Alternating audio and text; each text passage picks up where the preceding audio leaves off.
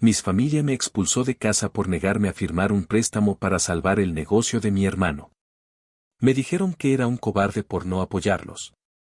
Años después, el negocio quebró y perdieron todo. Vinieron a pedirme refugio, y les respondí que podían dormir donde yo dormí aquella noche, en el frío banco de la plaza. Si no firmas, eres un cobarde que nunca hará nada por la familia. Esa frase me quedó clavada como una daga en la garganta, y aunque han pasado más de 10 años, todavía la escucho en la voz grave de mi padre.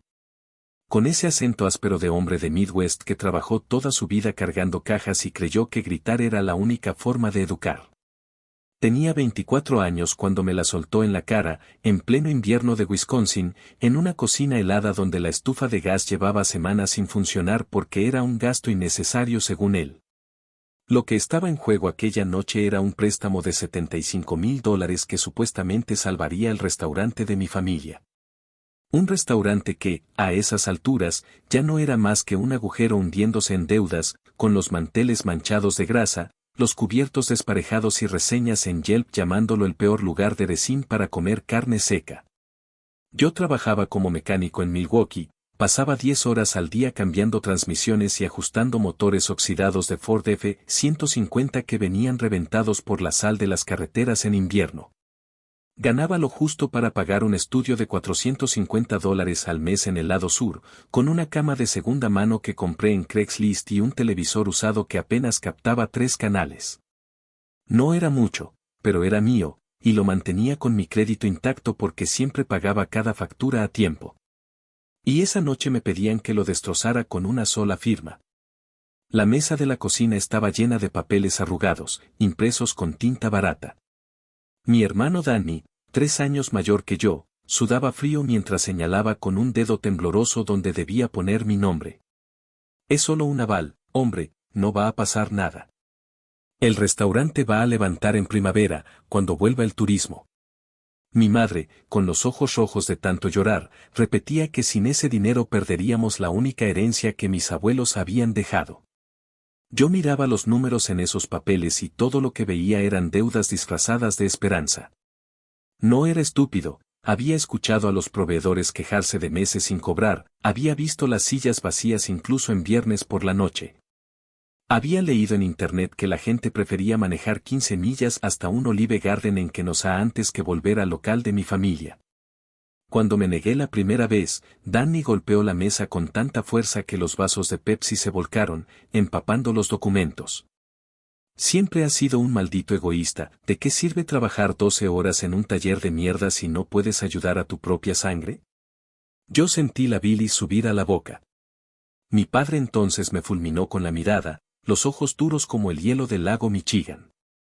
Un hombre de verdad se sacrifica por los suyos. Si no firmas, eres un cobarde. No eres mi hijo. Me lo dijo así, directo, con la vena del cuello hinchada.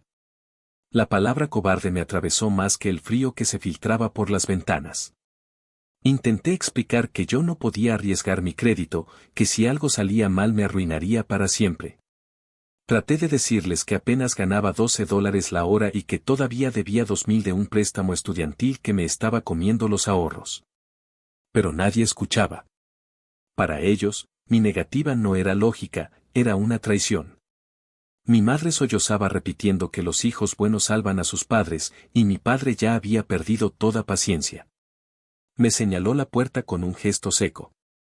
Si no sirves para esto, no sirves para nada. Lárgate de mi casa. No llevaba ni una chaqueta gruesa esa noche. Afuera, el viento del lago soplaba con una furia helada.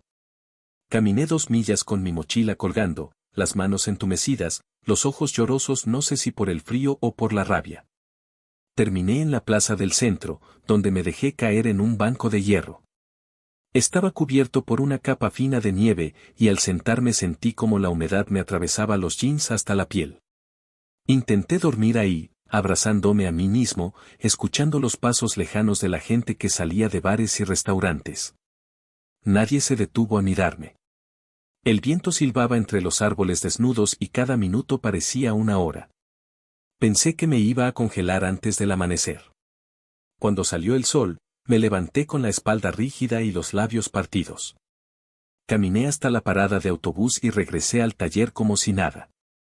Mi jefe me miró raro porque olía a humo de calle y tenía los zapatos empapados. Esa semana dormí en mi estudio sin calefacción, porque no podía pagar la factura entera. Pero aún así estaba decidido, no iba a firmar, no iba a poner mi vida en ruinas por un negocio que ya estaba muerto. Los meses siguientes fueron una mezcla de cansancio y obstinación. Trabajaba horas extra, comía ramen de 20 centavos el paquete y me dediqué a levantar mi puntaje de crédito poco a poco. Me repetía cada noche que algún día esa palabra, cobarde, iba a perder su peso. Guardaba cada recibo de pago como si fueran trofeos. En verano logré comprar un Chevy Malibu usado por $4,000 en efectivo, y fue el primer momento en que sentí que estaba construyendo algo mío. Mientras tanto, el restaurante seguía cayéndose a pedazos. Cada vez que pasaba por Resín y veía el estacionamiento vacío, sentía una mezcla de tristeza y confirmación. Sabía que había tomado la decisión correcta, aunque eso significara estar solo. Mi familia no me habló por meses. Ni llamadas en Navidad, ni mensajes en mi cumpleaños. Yo era el paria, el cobarde que se negó a sacrificarse. Una noche, en 2013, mientras arreglaba un motor de Chevy Silverado o hasta tarde, me encontré pensando en ese banco de la plaza. Lo recordaba frío, duro, como un castigo. Y me hice una promesa, algún día, cuando vinieran a pedirme ayuda, iba a señalarles ese mismo banco. Iban a probar el mismo hielo que me obligaron a soportar. Esa imagen se convirtió en mi gasolina silenciosa, en el motor que me impulsó a seguir adelante. Cada dólar ahorrado, cada turno extra, cada fin de semana trabajando mientras mis amigos iban a bares de Milwaukee, todo lo hacía pensando en esa palabra maldita. Cobarde. No lo era. No lo soy. Y algún día, todos iban a entenderlo. Actualización 1. 2 años después de aquella noche en que terminé tirado en un banco helado, la vida se había acomodado en un equilibrio extraño. Yo ya no era el chiquillo de 24 que temblaba con un bolígrafo en la mano frente a los gritos de su padre. Tenía 26, callos en las palmas de tanto apretar llaves inglesas y un cuerpo endurecido por las horas que pasaba bajo los autos en el taller de Milwaukee. Me había acostumbrado a despertar con el sonido de los trenes pasando a media milla de mi pequeño estudio en el lado sur, a desayunar café barato de Speedway y a cargarme el día con huevos duros que compraba de a docena en Pic N sabe por menos de $2. Mi vida era sencilla, pero mía. Mi crédito seguía limpio, mis pagos al día, y por primera vez sentía que tenía control sobre mi futuro. Mientras tanto, el restaurante que me habían exigido salvar se desplomaba a pedazos, como yo había anticipado. No fue una sorpresa cuando me enteré del cierre definitivo. Ya lo veía venir. El local en Resín llevaba meses funcionando como un fantasma, luces apagadas entre semana, apenas 2 mesas ocupadas en un viernes. Clientes que salían renegando porque la carne estaba recalentada o porque el servicio tardaba media hora en traerles un simple plato de pasta. Un proveedor de carne que conocía vino un día al taller a arreglar su camioneta y me contó que llevaba 3 meses sin ver un centavo de pago. Ese lugar está muerto, chico, me dijo con un cigarrillo colgando del labio. Y tenía razón. Una tarde, manejando hacia el sur por la enero de 94, me desvié para ver con mis propios ojos, ventanas cubiertas con papel marrón, un cartel rojo pegado en la puerta con las palabras Foreclosure en mayúsculas. Y el viejo letrero del restaurante colgando torcido como un diente a punto de caerse. Sentí un nudo en el estómago, no de pena sino de confirmación amarga. Todo ese drama, todas las lágrimas, todos los insultos que me lanzaron aquella noche habían sido para nada. El préstamo no hubiera salvado nada. Si yo hubiera firmado, ahora estaría arruinado junto a ellos. En vez de eso, estaba parado con mi Chevy usado estacionado frente al local clausurado, escuchando el motor ronronear como una declaración de independencia. Me quedé unos minutos, mirando el cartel de se renta pegado con cinta barata en la ventana, y luego arranqué sin mirar atrás. En esos 2 años, mientras el negocio de mi familia se hundía, yo había levantado pequeños pilares de estabilidad. Mis ahorros llegaron a $15,000 guardados en una cuenta que no tocaba salvo para emergencias. Había tomado clases nocturnas en MAC para certificarme en gestión automotriz, aunque eso significara llegar al departamento a las 11 de la noche oliendo a grasa y café viejo. Empecé a soñar con abrir un taller propio, un lugar donde no tuviera que aguantar a jefes mediocres ni a clientes abusivos. Era un plan a largo plazo, pero era mío. Y entonces ocurrió algo que me devolvió de golpe al pasado. Era un sábado cualquiera, yo salía de hacer compras en Pic, en Save, llevaba una bolsa con pan de molde, leche y un paquete de carne molida. El estacionamiento estaba lleno de nieve derretida, charcos marrones y autos con las defensas llenas de sal. Cuando abrí la puerta de mi carro, escuché mi nombre detrás de mí. Giré y ahí estaba mi padre. El mismo hombre que me había escupido la palabra cobarde a la cara, con la misma voz que me había expulsado de su casa. Se veía distinto, más encorvado, el cabello canoso en las sienes, la chaqueta demasiado grande para su cuerpo. Caminaba lento, como si la espalda le pesara. Por un segundo pensé que iba a disculparse. Pensé que iba a decir algo como te equivocamos, hijo, o al menos un ¿cómo estás? Pero no. Su primera frase fue, tu hermano necesita un lugar donde quedarse. ¿Te sobra espacio, no? Así, sin saludo, sin reconocer la herida abierta. Me quedé helado. Sostuve la bolsa con fuerza, tanto que sentí la leche fría aplastarse contra mi costado. No podía creer que después de todo lo que había pasado, después de que me echaron a la calle, lo primero que me pidiera era que yo recogiera los pedazos que Danny había vuelto a romper. Le respondí con calma, aunque por dentro hervía.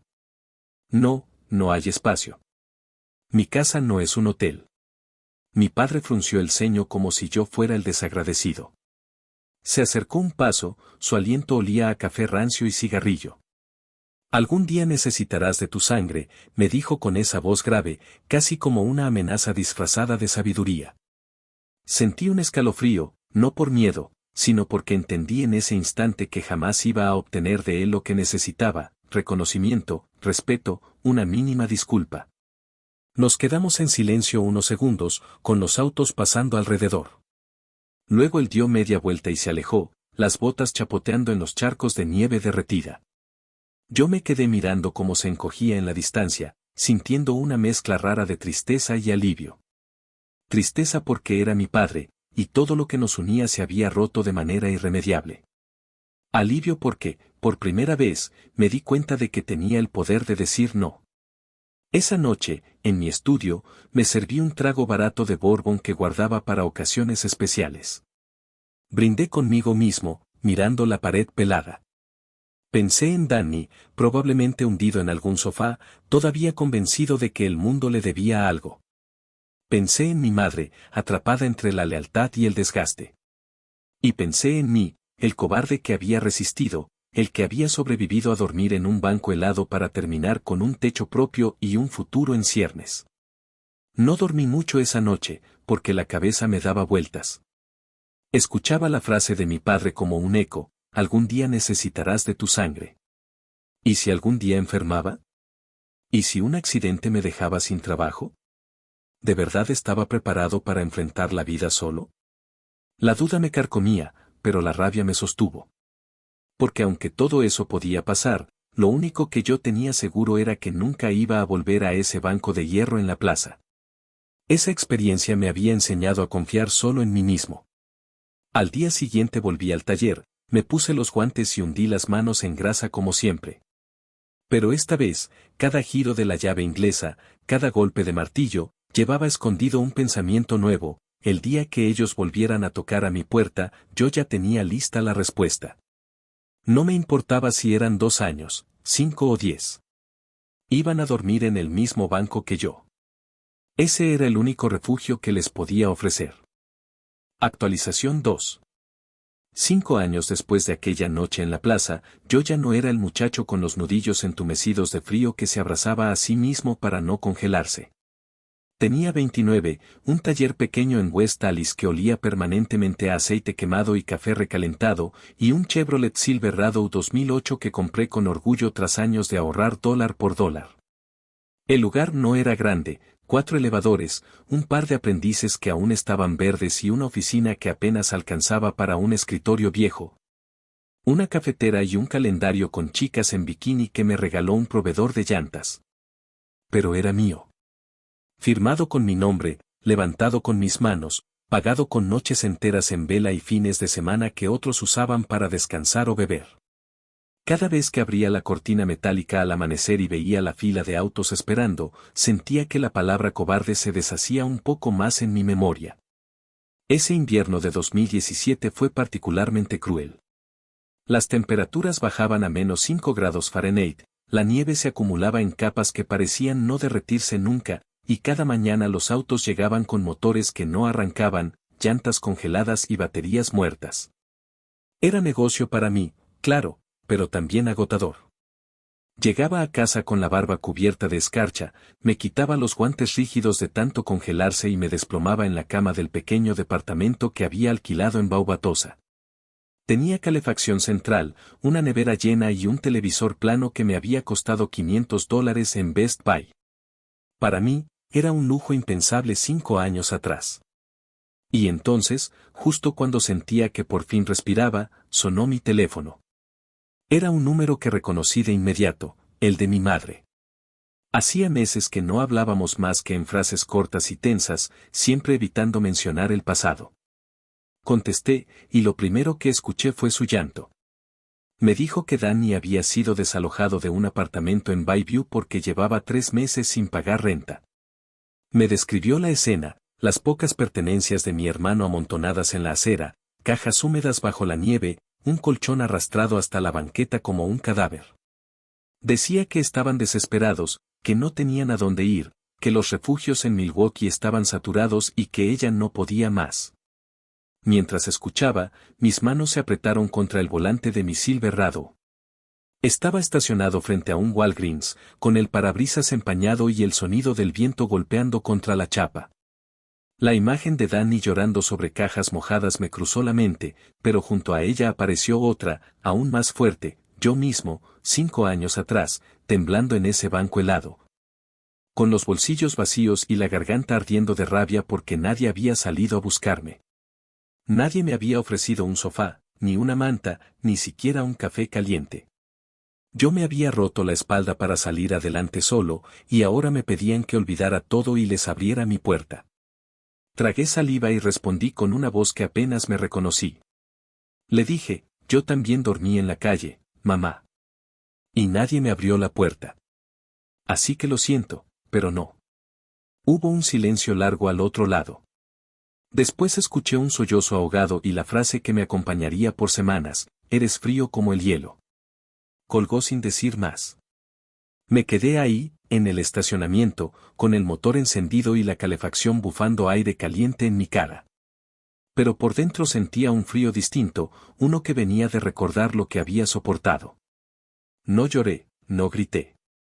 Solo me quedé inmóvil, escuchando el tic-tic-tic del motor al ralentí, mientras afuera la nieve seguía cayendo. Por primera vez en mucho tiempo, entendí que la distancia entre ellos y yo ya era irreversible. Esa noche, mientras revisaba facturas en la oficina del taller, me encontré pensando en el destino. ¿Era justicia o simple venganza que ellos ahora probaran lo mismo que me habían obligado a tragar? Me acordé de mi padre diciendo algún día necesitarás de tu sangre. Yo no había necesitado nada de ellos. Fueron ellos los que ahora venían con las manos extendidas. Y la ironía me sabía amarga, como café recalentado olvidado en la cafetera.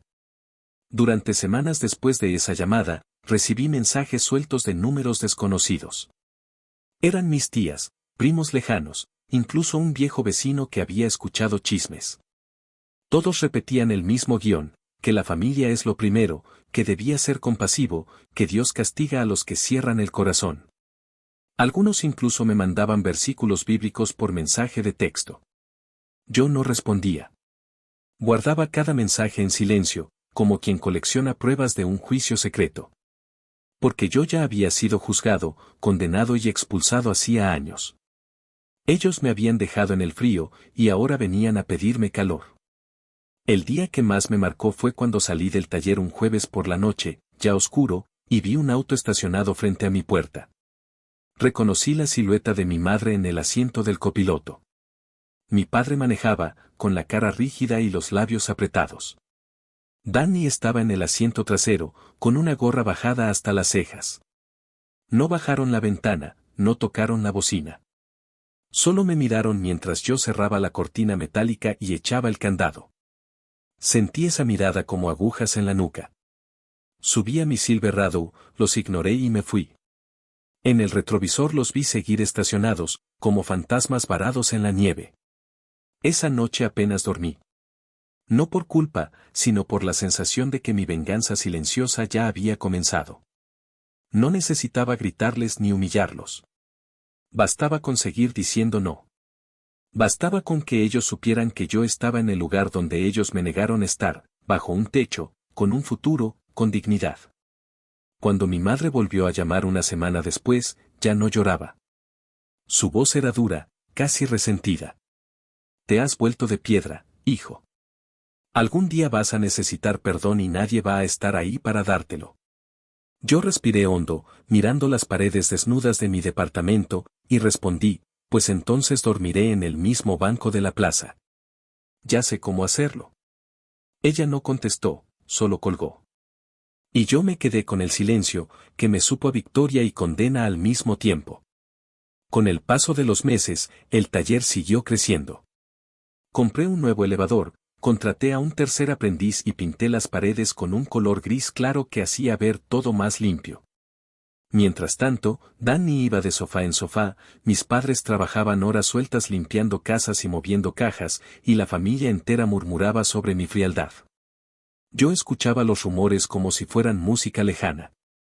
Porque en el fondo, sabía que la historia apenas empezaba, y que algún día volverían a tocar mi puerta con más fuerza. Y ese día, yo ya tenía lista la respuesta. Actualización 3. 7 años después de aquella noche en el banco de la plaza, mi vida se había transformado en algo que nunca hubiera imaginado cuando salí con la mochila al hombro, temblando de frío y rabia. Tenía 31 años, un taller en West Allis que ya no era el pequeño local con paredes descascaradas y un par de aprendices torpes. Ahora era un negocio respetable, con 6 elevadores funcionando, contratos con empresas locales de delivery para el mantenimiento de sus flotas, y una reputación que se corría de boca en boca entre los conductores de Milwaukee.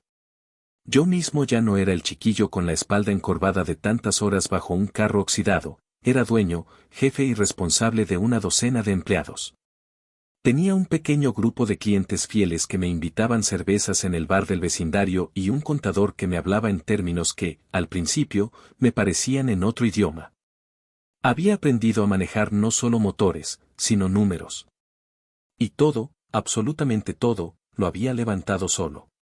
Pero ese mismo año recibí la noticia que me recordó de golpe que, aunque yo me había separado, la sangre seguía tirando hilos invisibles. Mi padre estaba enfermo. Problemas cardíacos, dijeron. Necesitaba una cirugía de más de $40,000 y un tratamiento posterior que, con suerte, le daría unos años más de vida.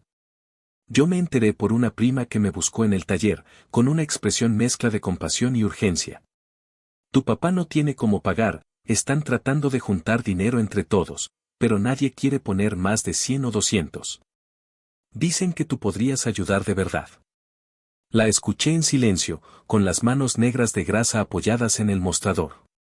Mientras ella hablaba de catéteres, operaciones y cuentas médicas, yo solo veía una escena repetirse en mi cabeza, mi padre apuntándome con el dedo aquella noche, su voz tronando con la palabra cobarde.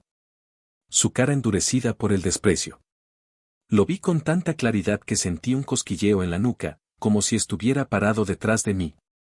No respondí en el momento. Me limité a decirle a mi prima que lo pensaría. Esa noche me quedé despierto hasta tarde, sentado en la cocina de mi departamento, mirando las luces lejanas del freeway por la ventana. Mi corazón oscilaba entre dos extremos, la culpa que me decía que era mi padre, que sin él yo no existiría, que era mi deber ayudar, y la rabia que me recordaba que cuando yo necesité un techo, él me echó sin mirar atrás. La balanza se inclinaba siempre hacia la rabia. Al día siguiente recibí un mensaje de texto de Danny. No era un pedido, ni siquiera una súplica. Era un ataque directo, nunca fuiste parte de esta familia. Espero que mueras solo.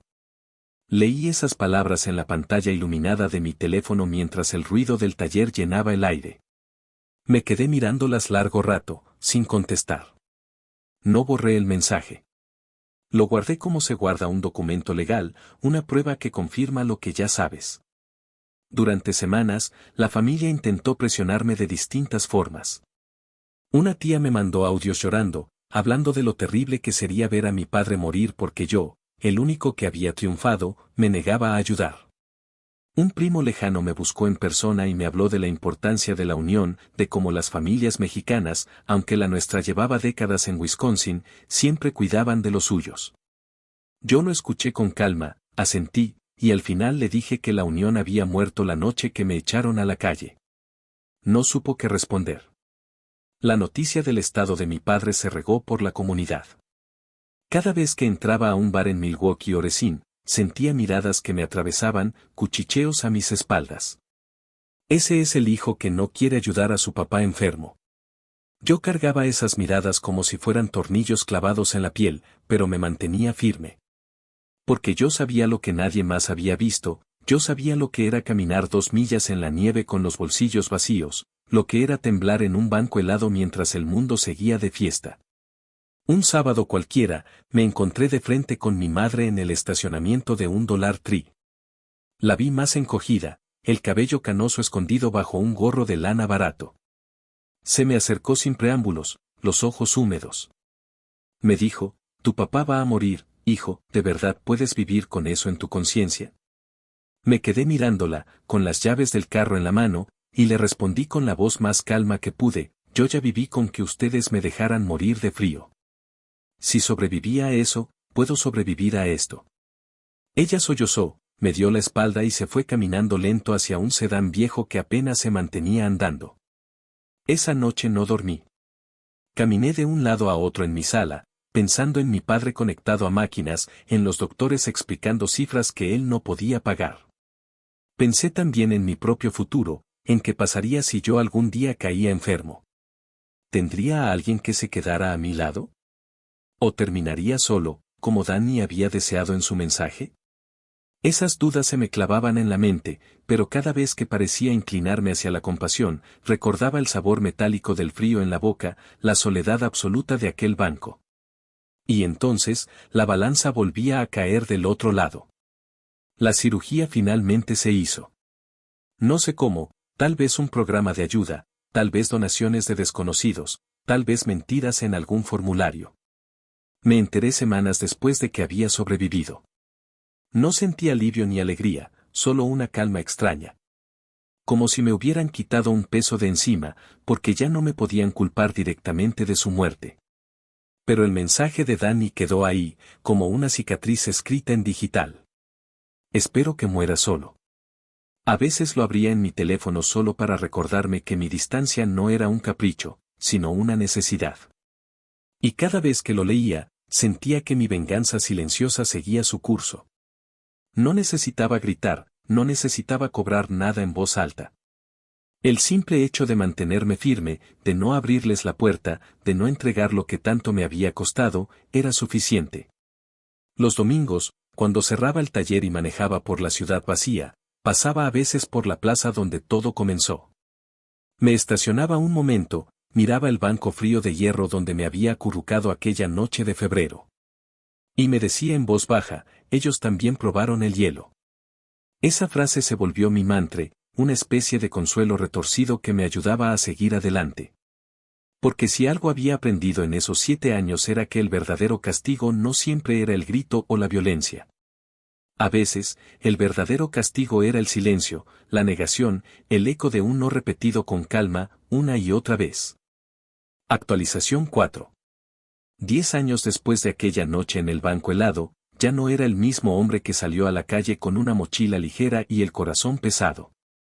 Tenía 34 años, estaba casado con Emily, una enfermera que conocí en un taller comunitario de autos clásicos en Milwaukee. Y nuestra hija de apenas 2 años llenaba la casa con risas que hacían eco entre las paredes recién pintadas de un hogar propio en Baubatosa. La vida se sentía distinta, más estable, con rutinas que nunca había imaginado para mí, levantarme temprano no solo para abrir el taller, sino para preparar biberones. Pasar de revisar facturas y motores a comprar pañales en Target, llegar a casa y encontrar una mesa servida, aunque fuera con algo tan simple como macarrones con queso y nuggets de pollo. Era una calma ganada a pulso, construida sobre cada noche de insomnio, cada dólar guardado con disciplina y cada no que había pronunciado contra mi propia sangre. El taller también había crecido. Ahora ya no era solo un negocio funcional, era un lugar reconocido en la zona. Habíamos pintado un gran cartel azul con mi apellido que brillaba con luces LED visibles desde la avenida, y cada semana aparecían nuevos clientes recomendados por boca en boca. Incluso un concejal local había llevado su camioneta para un cambio de aceite y me estrechó la mano como si fuera parte de la comunidad empresarial de Milwaukee. Esa palabra, comunidad, siempre me dejaba un sabor extraño. Porque aunque me sentía aceptado en ese círculo, en el fondo sabía que mi verdadera comunidad de sangre, mi familia, me había borrado hacía mucho tiempo. Y entonces, un sábado gris de octubre, me enfrenté de nuevo a ese fantasma. Había pasado la mañana arreglando una transmisión complicada y me dirigía a casa, pensando en pasar la tarde jugando con mi hija en el jardín. Cuando estacioné frente al porche, vi un auto viejo aparcado a unos metros, un Toyota Corolla de principios de los 2000, con la pintura descascarada y una llanta de refacción en lugar de la trasera. Lo reconocí al instante. Mis padres. El corazón me dio un vuelco, como si el tiempo retrocediera 10 años en un solo latido.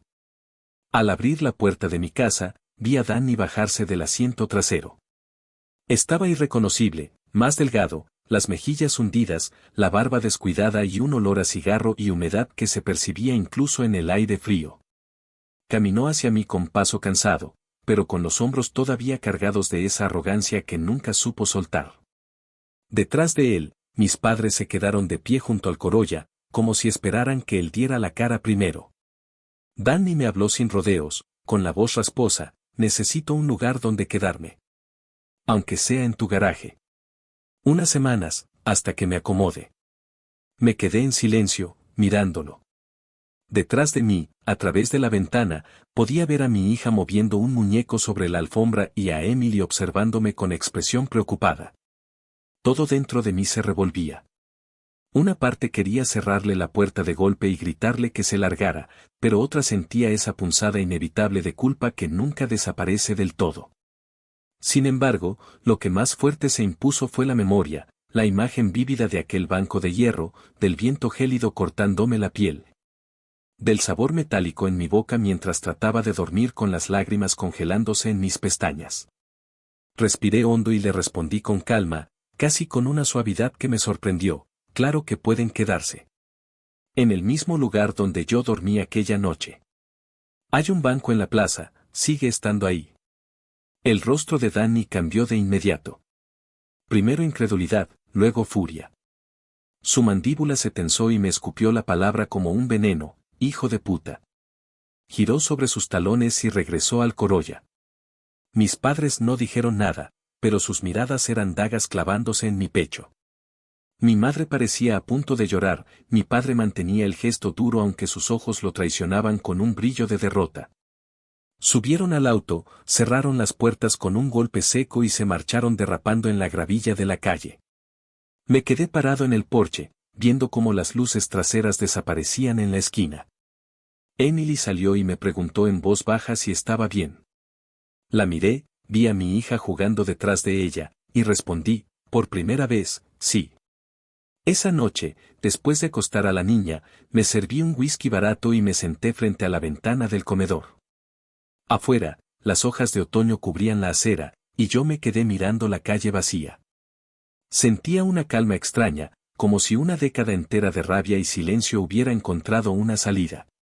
No era alegría, tampoco era tristeza. Era una satisfacción fría, la misma que se siente cuando una máquina vieja finalmente arranca después de años sin funcionar. En mi mente, repasé las veces que habían llamado, las veces que habían enviado mensajes cargados de reproches, las veces que intentaron usar la palabra familia como una cuerda para atarme. Y ahora, verlos ahí, derrotados, pidiendo lo mismo que me negaron a mí, fue como cerrar un círculo. No necesité gritar, no necesité insultar. Mi respuesta fue simple, casi tranquila. Pero llevaba en ella todo el peso de una década. No sé si esa noche dormí mejor o peor. Lo que sí recuerdo es que al despertar, me encontré con mi hija corriendo hacia mí con los brazos abiertos, y su abrazo fue suficiente para recordarme que había construido algo nuevo, algo limpio. Algo que nadie me podía arrebatar. Actualización final. 11 años después de aquella noche que marcó mi vida, miro hacia atrás y siento que el tiempo se partió en dos, el antes del banco helado y el después. Ya tenía 35 años, el taller se había convertido en un negocio sólido que empleaba a más de una docena de personas, y mi nombre circulaba en West Allis y Milwaukee como alguien confiable. Un mecánico honesto que no te arrancaba la cabeza con las facturas. Mi vida personal también había cambiado. Emily y yo habíamos comprado una casa más grande, con un jardín donde nuestra hija, ya de 3 años, corría detrás de pompas de jabón mientras los vecinos nos saludaban desde sus porches. Cada vez que la veía sonreír bajo el sol, recordaba ese invierno brutal de 2012 y me decía que todo el dolor había servido para llegar hasta allí. La última noticia que recibí de Danny no fue por él, sino por un conocido en común que lo vio en Chicago. Al parecer, se había mudado a vivir en un sótano húmedo en un barrio barato al sur de la ciudad, con un amigo que le cobraba apenas lo suficiente para mantenerse a flote. Decían que trabajaba de vez en cuando en mudanzas, que bebía demasiado y que se la pasaba culpando a todos menos a sí mismo por la vida que llevaba. Mis padres, por su parte, terminaron en un pequeño cuarto alquilado en Kenosha, en un vecindario donde la renta era barata pero la inseguridad alta. Un Toyota Corolla viejo seguía siendo su único bien, un auto que apenas pasaba las inspecciones y que me recordaba, cada vez que lo veía en mis recuerdos, lo mucho que habían caído desde aquellos días en los que soñaban con ser dueños de un restaurante familiar exitoso. Yo, mientras tanto, seguía construyendo. Había ampliado el taller, pintado las paredes con un gris metálico y hasta instalé una máquina de café decente para mis empleados. Algunos domingos organizaba barbacoas en el estacionamiento, y era común que los vecinos trajeran cerveza y comida. Esa palabra, vecinos, se había vuelto más importante para mí que familia. Eran ellos quienes me ayudaban cuando necesitaba algo, quienes cuidaban a mi hija si Emily y yo teníamos que salir, quienes celebraban mis logros y lloraban mis pérdidas. Lo que alguna vez esperé de mis padres y de mi hermano, lo había encontrado en gente que no compartía mi sangre, pero sí compartía el valor de estar ahí.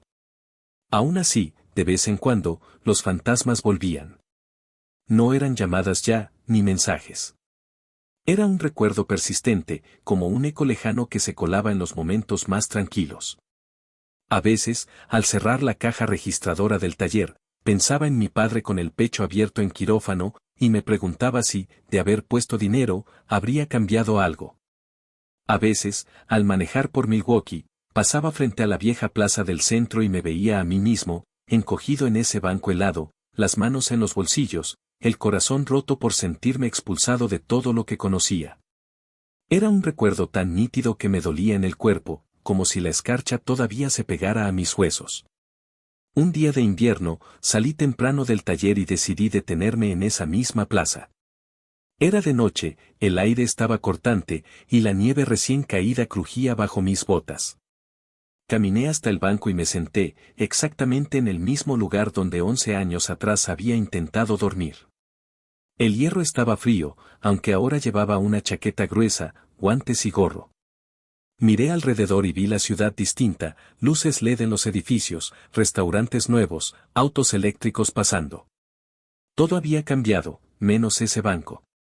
Ese pedazo de metal seguía ahí, testigo inmóvil de mi caída y de mi renacimiento. Me quedé sentado largo rato, pensando en lo que había hecho, en lo que había negado, en lo que había ganado y perdido.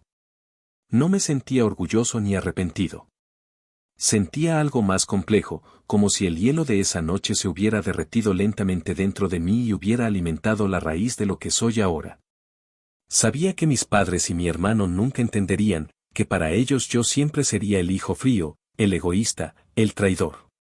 Pero también sabía que mi hija crecería viendo algo distinto, a un hombre que no se dejó quebrar, que no permitió que lo manipularan, que construyó algo propio cuando todos le dieron la espalda. Mientras me levantaba del banco, recordé aquella promesa que me hice temblando de frío, que algún día, si ellos venían a pedirme refugio, les señalaría este mismo lugar. Y lo cumplí. No con gritos, no con violencia, sino con la misma calma con la que uno ajusta una tuerca hasta que queda firme. Esa fue mi venganza, no ceder, no repetir la historia, no dejarme arrastrar al mismo abismo que los devoró a ellos. Camino de regreso a mi auto, metí las manos en los bolsillos y respiré hondo el aire helado. Pensé en Danny, en sus insultos, en su odio. Pensé en mi padre y su dedo acusador, en mi madre llorando entre papeles de préstamo. Y pensé en mí mismo, 11 años atrás, con los labios partidos de frío, convencido de que la vida se me acababa en ese banco. Me subí a mi Silverado y arranqué, con la calefacción bufando aire caliente. En el retrovisor, vi el banco alejarse hasta perderse en la oscuridad. No sé si la vida fue justa. No sé si yo fui cruel. Lo que sí sé es que nunca les debí nada, y que, al final, ellos probaron el mismo hielo que yo. Y con eso, me basta para dormir tranquilo cada noche bajo mi propio techo.